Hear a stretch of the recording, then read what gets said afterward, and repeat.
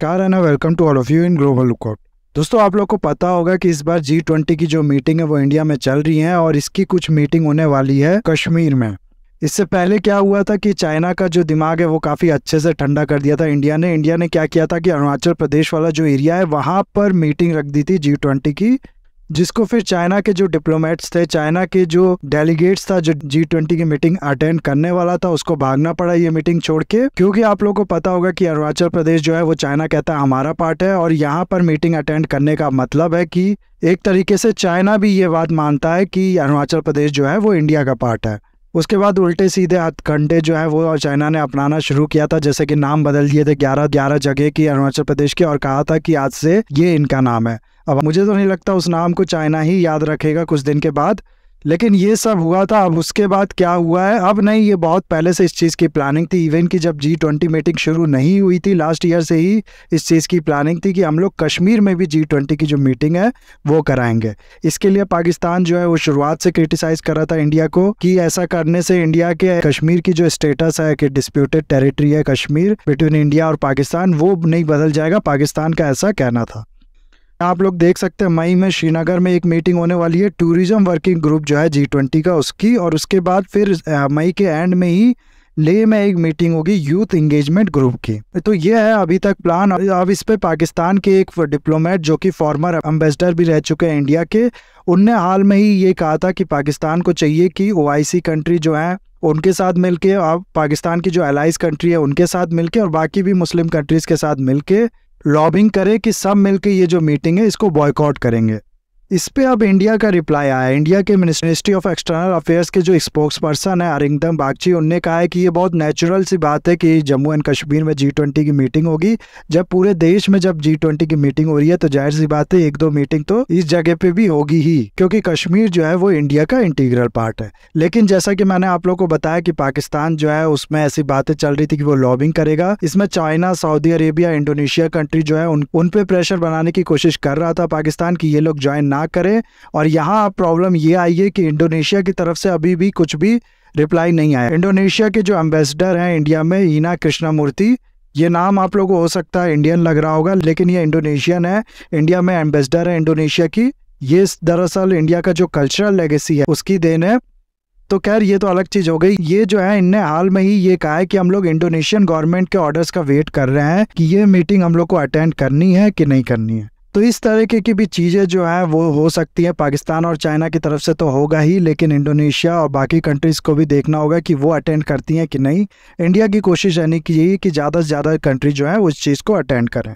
बाकी ये सब पॉलिटिक्स जो है वो अपनी जगह है। इंडिया जो है वो लगा हुआ है खूब अच्छे से इस मीटिंग को कराने में। इसके लिए जो सिक्योरिटी चेक्स हैं उसको लेके मीटिंग कर रहे हैं लगातार। अमित शाह जी पूरा वो सिक्योरिटी की देखरेख कर रहे हैं कि कहीं भी कुछ चूक ना हो जाए इस मीटिंग के लिए, और कश्मीर को पूरी तरीके से इसके लिए तैयार किया जा रहा है। ना होता क्या है, जैसा कि मैंने आप लोग को बताया कि इस मीटिंग को वहाँ कराने का मतलब है ये क्लेम मजबूत करना कि कश्मीर जो है वो इंडिया का पार्ट है। ये तो एक अलग चीज़ होगी। इसके अलावा क्या होगा ना कि जितने भी डिप्लोमेट्स, जितने भी डेलीगेट्स ये मीटिंग अटेंड करेंगे कश्मीर में, उनको और उनके थ्रू फिर दुनिया को ये दिखा पाएगा इंडिया की देखो ये जो कश्मीर का राग अलापता रहता है पाकिस्तान की, कश्मीर में ये हो रहा है, इंडियन आर्मी ये कर रही है और वहाँ के लोगों के पास ये सुविधा नहीं है, ये सब फेक है। साथ ही साथ उन न्यूज़पेपर्स को भी जो इस तरह के आर्टिकल छापते रहते हैं लगातार कि कश्मीर ये कश्मीर वो, उनको भी गलत साबित कर पाएगा इंडिया। क्योंकि पिछले साल अगर आप लोग देखो ना तो ऐसा बताया जाता है कि कश्मीर जो है उसकी ग्रोथ रेट 14% की है। GDP जैसे कंट्री की होती है वैसे ही इंडिया के जो स्टेट्स है उनकी GSDP बनाई जाती है, जिसमें ये कहा गया है कि 2021-22 का जो साल है उसमें 14% से कश्मीर ग्रो किया है। और 2023-24 यानी जो अगला साल होने वाला है, 22-23 का यहाँ पर अभी डाटा नहीं है, लेकिन जो 23-24 का साल है उसमें ऐसा बताया जा रहा है कि एक्सपेक्टेड है 10% से कश्मीर ग्रो करेगा।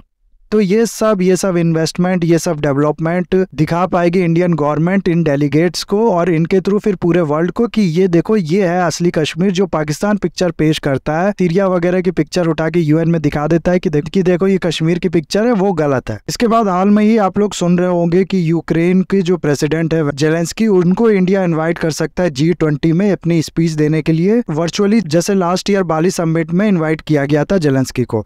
इस तरह के न्यूज काफी आ रहे थे पिछले टाइम से। दरअसल हुआ क्या था कि यूक्रेन की एक मिनिस्टर आई हुई थी इंडिया में और इनने फिर कहा था कि जेलेंस्की को इन्वाइट करो क्योंकि आप G20 के प्रेसिडेंट हो, इसलिए आप लोग पे रिस्पॉन्सिबिलिटी बनती है कि आप एक न्यूट्रल स्टैंड लो और जेलेंस्की को इन्वाइट करो। इस पे अब ये न्यूज़ आई है हाल में कि इंडिया की तरफ से मना कर दिया गया है कि इंडिया अब इन्वाइट नहीं करेगा जेलेंस्की को। ये रीज़न दिया गया है कि जितने भी इन्वाइटीज होते हैं इनकी लिस्ट पहले ही प्रिपेयर कर दी जाती है, जब प्रेसिडेंटशिप का लॉन्च है वो किया जाता है तभी। इसीलिए जितने भी इन्वाइटी हैं उनकी लिस्ट पहले से तैयार कर दी गई है। अब और इन्वाइटी इसमें इंक्लूड नहीं किए जा सकते। लेकिन अगर ऐसा है तो लास्ट ईयर फिर जेलेंस्की को कैसे इन्वाइट किया गया था, क्योंकि अगर आप लोग देखो ये जो G20 समिट है दिसंबर से इसकी बातें चल रही हैं।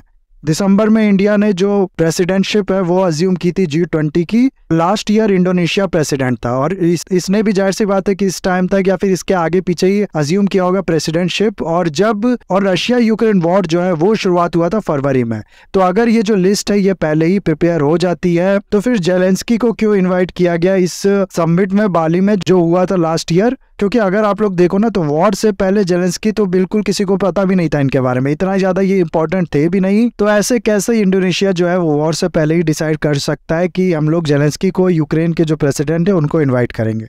खैर जो भी हो, ये रीज़न दिया गया है इंडिया की तरफ से जो मैंने आप लोग को बताया। और इसमें बताया गया कि कौन कौन से जो इन्वाइटीज़ है, स्पेशल इन्वाइटीज़ इंडिया की तरफ से, वो है बांग्लादेश, UAE, इजिप्ट है, सिंगापुर है, नीदरलैंड जैसी कंट्रीज जो हैं उनको स्पेशली इन्वाइट किया गया जो कि G20 के बाहर है। लेकिन मैं यहाँ पर ये कहना चाहता हूँ कि ये जो मूव है इंडिया का कि हम लोग अपने तरीके से काम करेंगे, अब कितना भी दुनिया बोलती रहे, क्योंकि जाहिर सी बात है सारी वेस्टर्न कंट्रीज का जो मेन मुद्दा है वो रशिया यूक्रेन वॉर ही है। उसके बाद भी ऐसे मना कर देना कि हम लोग नहीं बुला पाएंगे, ये कोई छोटा मोटा मूव नहीं है इंडिया की तरफ से। अगर आप लोग को याद हो, एक फाइनेंस मिनिस्टर की मीटिंग हुई थी G20 की, जिसमें इंडिया ने कहा था कि इसका जो कंसेंसस होगा, इसकी जो समरी बनाई जाएगी, उसमें हम लोग हार्श वर्ड नहीं यूज करेंगे रशिया यूक्रेन वॉर को लेकर, जिसके पे फ्रांस जैसी कंट्री, जर्मनी जैसी कंट्री अड़ गई थी कि नहीं, अगर आप लोग यूज नहीं करोगे तो हम लोग पार्टी नहीं बनेंगे, इस समरी कह लीजिए या फिर जो भी होता है मीटिंग के एंड में जो दी जाती है उसमें। लेकिन उसके बाद भी इंडिया नहीं माना और बिना कंसेंसस के बाद ये जो मीटिंग है ये बंद हुई। तो इस तरह के खुला स्टेप जो होते हैं, इस तरह के बोल्ड स्टेप जो इंडिया ले रहा है, ये वाकई काफ़ी काबिल तारीफ है और एक कॉन्फिडेंट इंडिया की पहचान है। इसके अलावा अभी हाल में ही IMF की जो मैनेजिंग डायरेक्टर है क्रिस्टैनिलो जियोर्जीवा, इनने कहा है कि इंडिया जो है वो बहुत ही बेहतरीन काम कर रहा है G20 की प्रेसिडेंट के रोल में और उस मुद्दे पे खास ध्यान दे रहा है, उस इश्यू को ज़्यादा इंपॉर्टेंस दे रहा है जो वाकई वर्ल्ड के लिए मायने रखती हैं इस समय। इनका कहना है कि देखो इस समय जो वर्ल्ड की इकोनॉमी है, जो वर्ल्ड है, उसके लिए सबसे इंपॉर्टेंट चीज़ क्या है? जाहिर सी बात है वर्ल्ड की जो इकोनॉमिक ग्रोथ है उसको रिवाइव करना सबसे ज़्यादा इंपॉर्टेंट है। और इस चीज़ में डिजिटलाइजेशन जो है वो काफ़ी इंपॉर्टेंट रोल प्ले कर सकता है। और डिजिटलाइजेशन के मामले में सबको पता है कि इंडिया जो है वो बहुत ही बड़ा प्लेयर है। इंडिया के जो हाल में स्टेप्स है, जो इंडिया के हाल में प्रोडक्ट है डिजिटलाइजेशन के मामले में, चाहे वो UPI हो गया, चाहे डिजी लॉकर हो गया, या फिर बाकी भी इस तरह के इंडिया की जो अचीवमेंट है आज के टाइम में, दुनिया भर की जो कंट्रीज हैं उस पर स्टडी कर रही हैं, उसको समझने की कोशिश कर रही हैं कि कैसे ये काम करता है। और ये इंडिया की मेहनत और ये इंडिया का एक्सपीरियंस जो कह लो आप लोग, ये हेल्प कर सकता है पूरे वर्ल्ड को।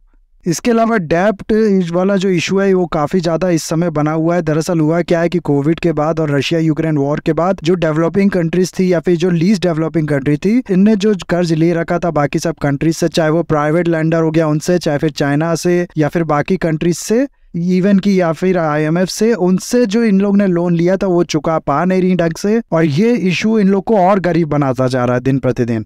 तो इसमें फिर क्या किया गया है कि 2020 में G20 कंट्रीज जो है ये लेके आई थी एक कॉमन फ्रेमवर्क, जिसमें कहा गया था कि जितनी भी ये कंट्रीज है उनका जो इंसॉल्वेंसी है उसके लिए प्रोसीड किया जाएगा, उनका डेब्ट को थोड़ा रिस्ट्रक्चर किया जाएगा। थोड़े बहुत इस समय जो रिलीफ देने की बात इसमें की गई थी, लेकिन ये जो पूरा सिस्टम था ये उतना ज़्यादा रिलीफ इन लोगों को पहुँचा पाई नहीं और ज़्यादातर कंट्रीज ने इसमें इनरोल किया भी नहीं। इसीलिए अब इसमें बात चल रही है कि दूसरे तरीके से और भी इसमें मतलब चर्चा चल रही है कि क्या कर सकते हैं हम लोग इन लोग को रिलीफ देने के लिए। तो इसमें भी इंडिया जो है वो बहुत जोरों तरों से हर जगह जो ये इशू है इसको उठाता है। जितनी भी जो सदर्न वर्ल्ड है इनके लिए एक तरीके से लीडर है इंडिया, और इनके इशू जो है वो उठाता है इसमें, और इसकी भी तारीफ की है IMF की जो मैनेजिंग डायरेक्टर हैं उनने।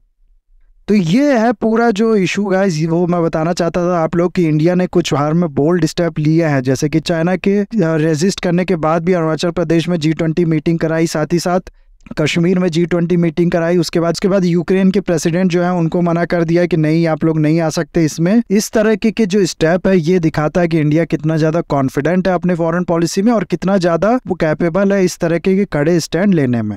तो ये था पूरा वीडियो गाइज। आई होप ये वीडियो आपको अच्छा लगा होगा। इसे लाइक, कमेंट, शेयर, सब्सक्राइब जरूर कीजिएगा। That's all. Have a nice day. Take care.